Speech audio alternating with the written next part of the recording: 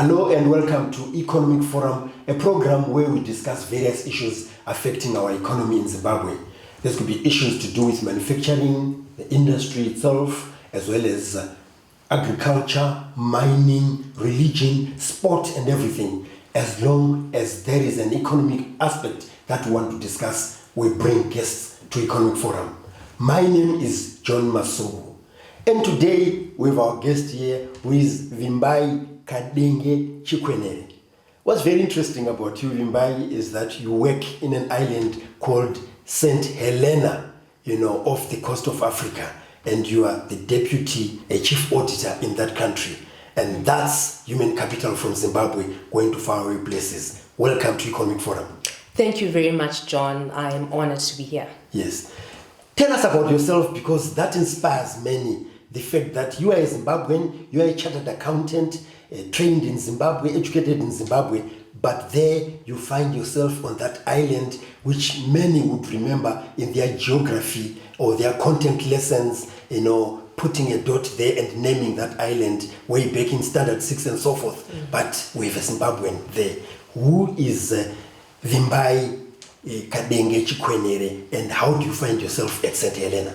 My career started back in 2007, where I joined one of the big 4 audit firms, and I did my training as a chartered accountant here in Zimbabwe, Harare. And after training, I stayed a bit with the audit firm and then eventually left for South Africa. I think at that point in time, I just wanted to keep an open mind and didn't want to limit myself. And even though I was patriotic, I had this eagerness to just explore life outside Zimbabwe. So I went to South Africa and joined a local firm, an audit firm in South Africa, which then seconded me for a fixed term period to St. Helena Island.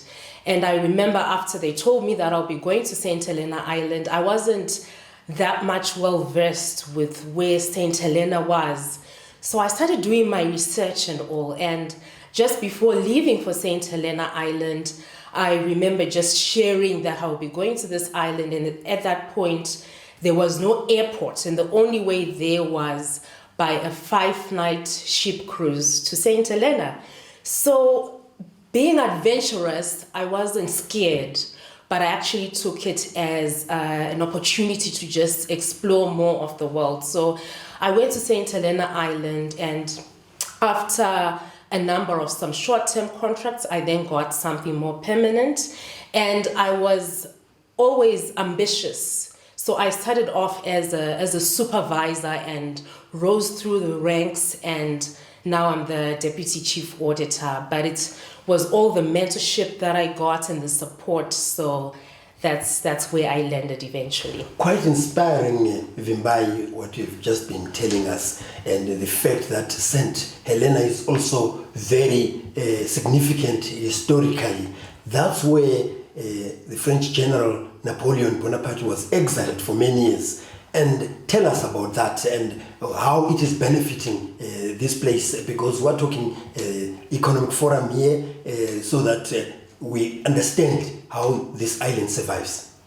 Yes, so definitely when you mention St. Helena Island, to the few that know about the place, they'll be quick to say, oh, Napoleon. So Napoleon was taken to exile to St. Helena Island because that was one of the most remote places on earth.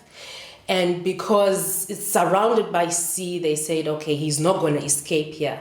So he stayed there, he was exiled there, and he stayed in a place called Longwood House, and eventually he passed away there. Eventually his body was taken back by the French. But because of the significance of Napoleon and having lived on St. Helena Island, the island has really exploited that opportunity in terms of bringing in tourism from people around the world, the French, but also from all over the world. So that's a big tourist attraction for the island. Coming back to what you were doing in Zimbabwe before you left, you were working with one of the big four chartered accountants. There are now many. I don't know big how many this time. But tell us about some of the projects that you were involved in that you made you mentor other accountants. Yes, so when I was at the firm, I did not limit myself to audit. I really wanted to be a well-rounded person, and I knew that as a chartered accountant, there were many other people that were also aspiring to be in the field. But what I took advantage of the opportunity to actually train other young students. So I was involved with a project that was involved with startups, technology startups, and they would bring in students from around Zimbabwe for a startup weekend, and they would develop apps. So I came in as an advisor to give financial expertise to these young students who were somewhere in high school, somewhere in primary school even. So they were very brilliant and they would come up with startup companies, but it was very important then to sort of guide them to review their business plans and then to advise whether there will be viable business plans. So that was my involvement with regards to mentorship of these young children in Zimbabwe. That's Vimbai Kadenge Chikwenere, who is our guest today, and she's the Deputy Chief Auditor at St. Helena Island. She is a Zimbabwean, and she is actually doing wonderful work there on our behalf. And we brought her to the studio to inspire other youngsters that the sky is the limit. This is Economic Forum. Join us in the second segment.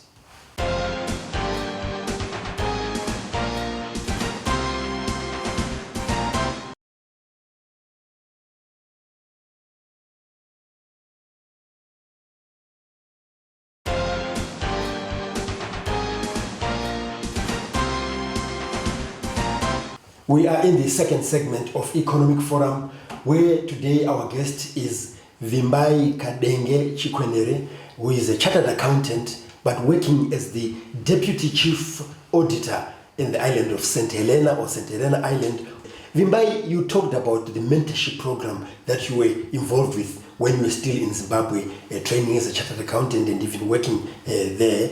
But you've also taken some of these ideas to St. Helena. Let's hear about them. You have got one called, is it BASH? Tell us about it and how we can bring it to Zimbabwe to assist the youngsters here. BASH stands for Believe and Achieve St. Helena. I was involved in that program because it resonated with a lot of my values to do with mentoring the young children, mentoring the students, giving some sort of career advice, guiding them on what path to take in their careers. So you'd find that with young kids, at times they become confused about what path to take or what career choice to make. So in those formative stages of their lives, it's absolutely critical that someone comes through, not really to impose their own career on them, but to help them to actually explore what those kids are actually gifted in, what their talents are, and then assist them on how they can actually get there, how they can realize their dreams. What's interesting about St. Helena is the size of the country, with a population of less than 5,000 people. But it's a country that has been surviving from the 1500s, of course with support from the British, as well as tourism and fishing, as you said.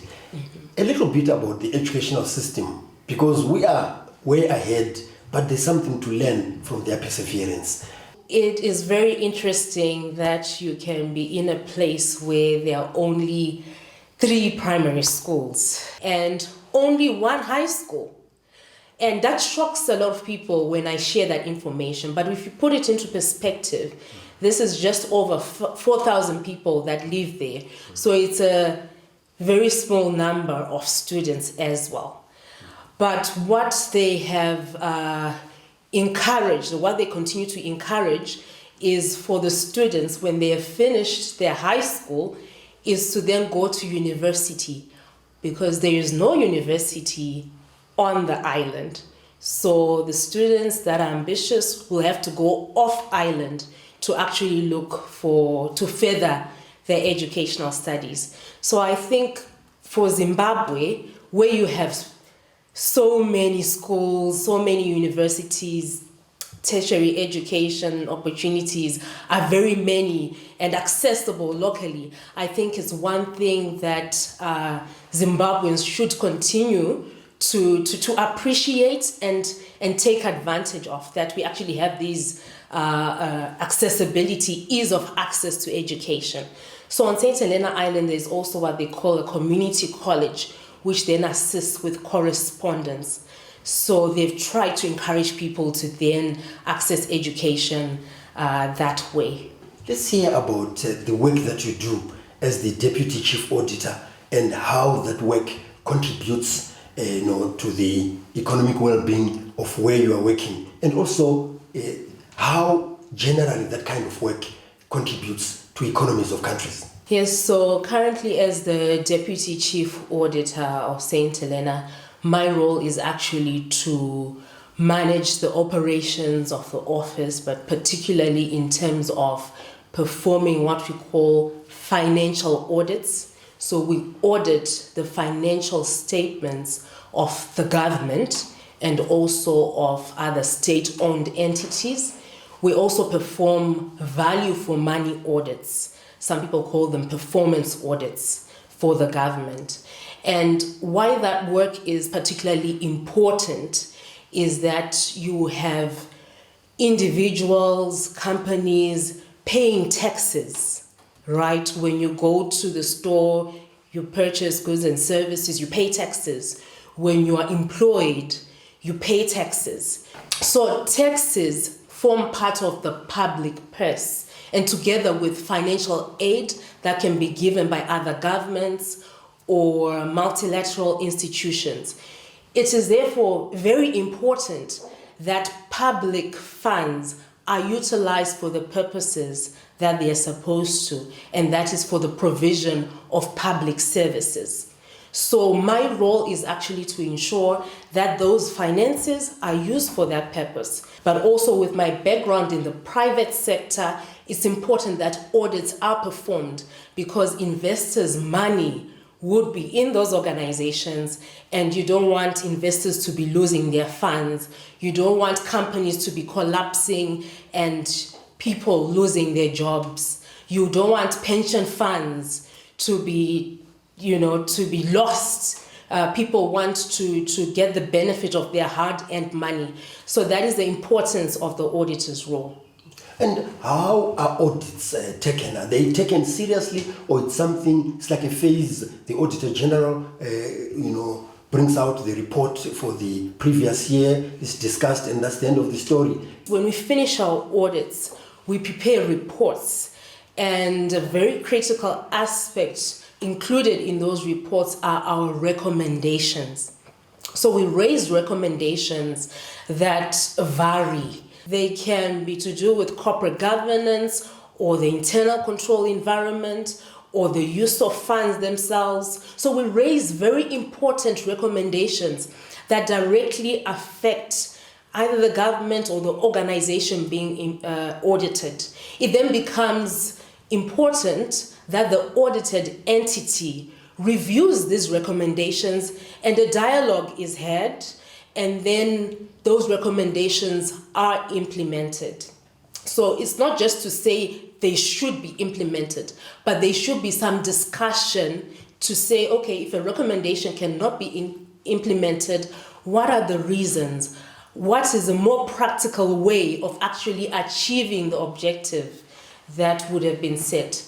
And there's the issue of accounting standards, and they change quite a lot over the years and so forth. How do you cope with these regular changes in order to be in keeping with the international best practice?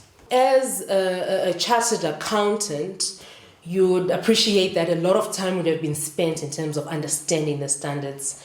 And you've put it very rightly that these international standards vary. they're improved, they are refined.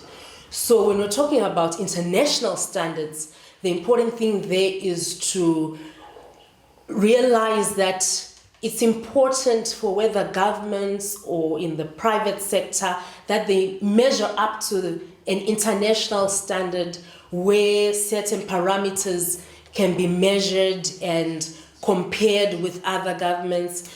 So it is important then to become, up to date with any changes in the standards, because they are meant to actually make the financial records more relevant and for better decision making, be it for improving the way that the government is run or just to keep up to date with the current trends. That's Vimbai Kadenge Chikwenere, who is the Deputy Chief Auditor at St. Helena.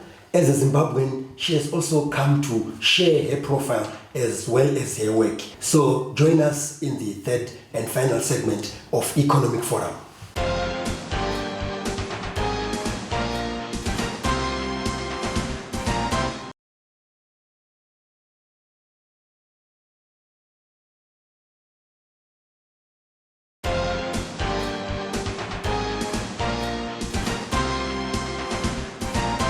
We are now in the third and final segment of Economic Forum, where today our guest is Vimbai Kadenge Chikwenere, who is the Deputy Chief Auditor at St. Helena Island.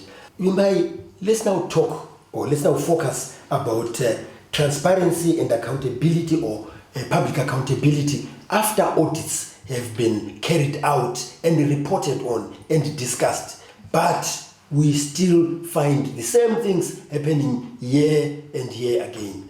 Take us through that. I talked about the recommendations that are raised by the auditor, be it in the public sector or in the private sector. So in the public sector, when we raise recommendations and we produce what's called a management letter, that report is presented to Parliament, and eventually it is also then laid and presented at the Public Accounts Committee. Now, the Public Accounts Committee is a body that is designed to actually look at the recommendations and the findings and then interrogate the responsible officials to actually understand the reasons for any issues that would have been raised by the auditor, and then map a way forward in terms of what is going to happen with the recommendations. So the Public Accounts Committee is a very critical body, and you'd find that the auditor is normally present to give guidance and advice, because it is important that any issues that are raised are actually addressed. There is no point, as you mentioned, year in, year out for audit recommendations to be raised and then for them to be left behind. So one of the things that is absolutely critical is that people now need to go back to basics. Back to basics in terms of assessing whether there is public accountability on the reports that have been raised. The public officials, are they being accountable for the issues that have been raised? Are they taking responsibility, and do they have the will to actually implement the recommendations? So you'd find that a lot of forensic audits are then performed where money has been embezzled, when there's been fraud that has taken place. But that can actually be avoided when the auditor's recommendations are actually implemented, when there is a strong internal control environment, where there is good governance. Some of these fraud investigations can actually be avoided. So it's good for all public officials to reflect on the fundamental principles. So with finance, just like in any other sector, there are some basic principles that have to be adhered to. And one of those principles when we're looking at audit and accounting is transparency. It is accountability. Are people making themselves available and those in top positions make themselves available to actually answer for any issues that would have arisen in the organizations that they run. While you are there, is it something that you have discussed as auditors in your organizations and so forth? How you can be given that power to end your frustration year in, year out, where you make recommendations and nothing is done. We still talk about fraud, we still talk about corruption, we still talk about accounts not being properly completed. So the role of the auditor is to recommend, but you'd find that our wings are almost clipped in terms of the implementation. The implementation has to be done by the audited body.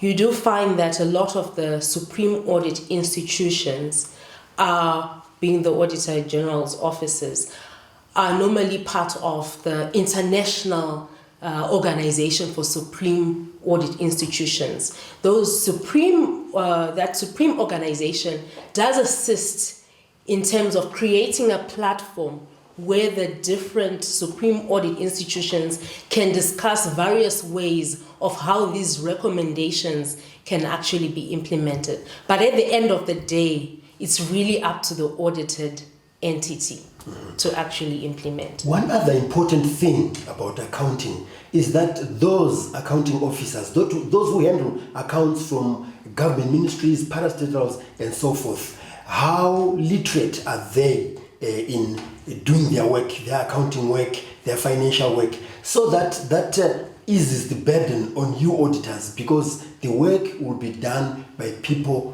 who have that craft competence. It is important to have skilled and competent people who are actually doing the work, because it actually reduces the amount of time that is spent by an auditor. So it's not efficient to have an audit done when those that are being audited are not competent, they are not skilled, or they're just generally not diligent. It increases costs unnecessarily. It makes the audit take longer.